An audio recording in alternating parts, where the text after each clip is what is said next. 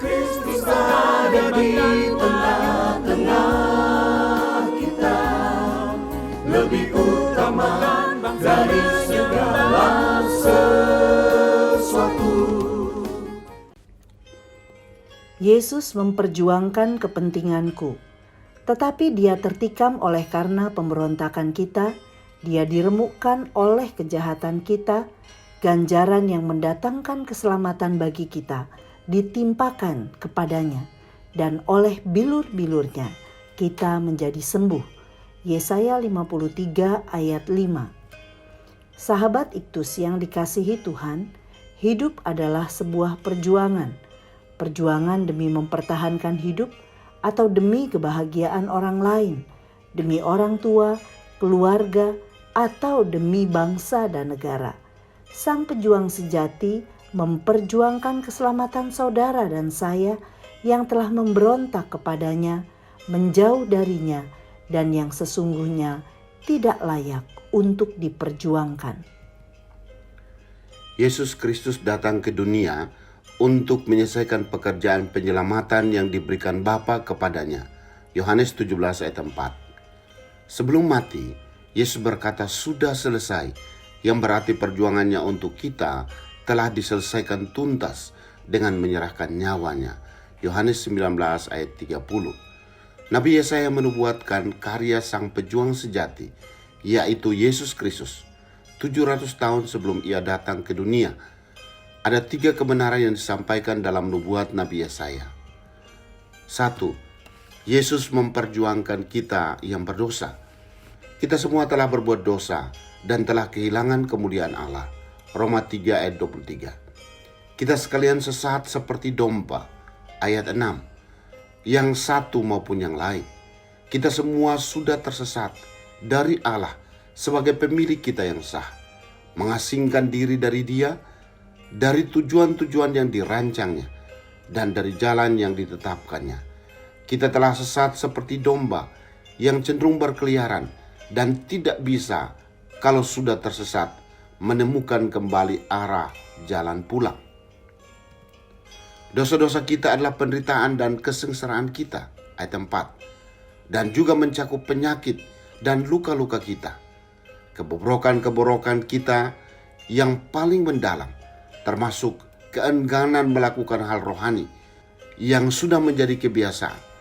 Perbuatan-perbuatan kita melanggar menjadi luka-luka jiwa yang melukai hati nurani. Atau dosa-dosa kita disebut sebagai penderitaan dan kesengsaraan kita yang hanya dapat terselesaikan melalui perjuangan Yesus. 2. Yesus memperjuangkan kita dengan memberikan nyawanya. Sebab meskipun dianiaya dan membiarkan diri ditindas, dia tidak membuka mulutnya. Ayat 7. Bahkan untuk membela diri sekalipun. Sebaliknya, ia menderita dan mati bagi kita, dan sama sekali tidak menunjukkan keberatan.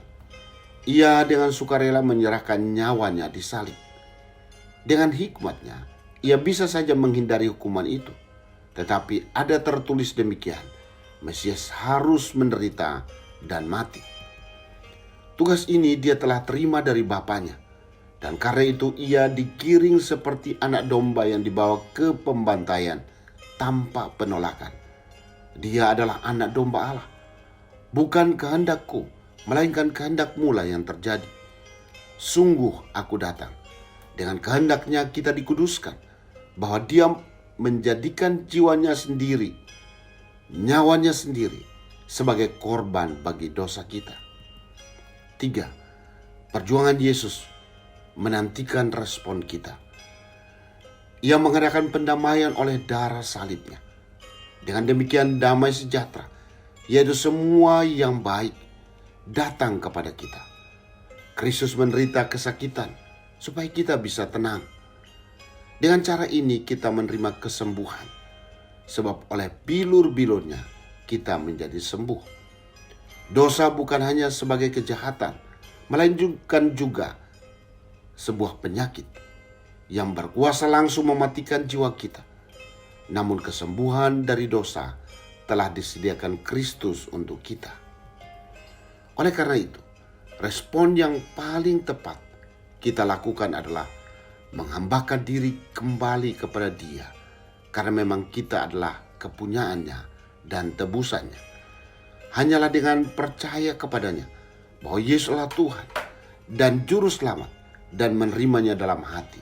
Yohanes 1 ayat 12. Akui karyanya atas hidup kita dan hiduplah sebagai saksi akan kuasa dan kasih-Nya. Dia saja yang patut menerima pujian, hormat, dan sembah semua umat tebusan Allah.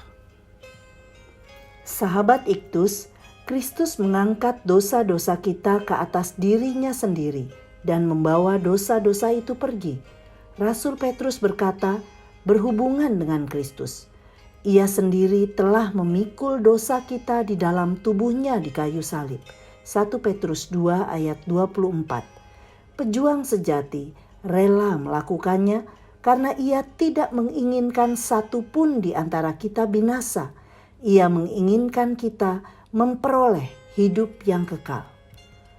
Kematian Kristus di kayu salib adalah karena dosa-dosa saya. Dosa-dosa saya yang membuat kepalanya tertusuk oleh mahkota duri. Dosa-dosa saya yang membuat tangan dan kakinya dipaku. Dosa-dosa saya yang menyebabkan tombak menembus jantungnya. Dosa-dosa saya yang memakukan Tuhan Yesus di kayu salib. Maksud dari kematiannya yaitu supaya saya memperoleh keselamatan. Sahabat Iktus yang dikasihi Tuhan, sadarkah saya bahwa saya telah berdosa dan seharusnya binasa karena dosa saya? Apa alasan Yesus memperjuangkan keselamatan saya? Bagaimana respon saya terhadap perjuangan Yesus untuk keselamatan saya?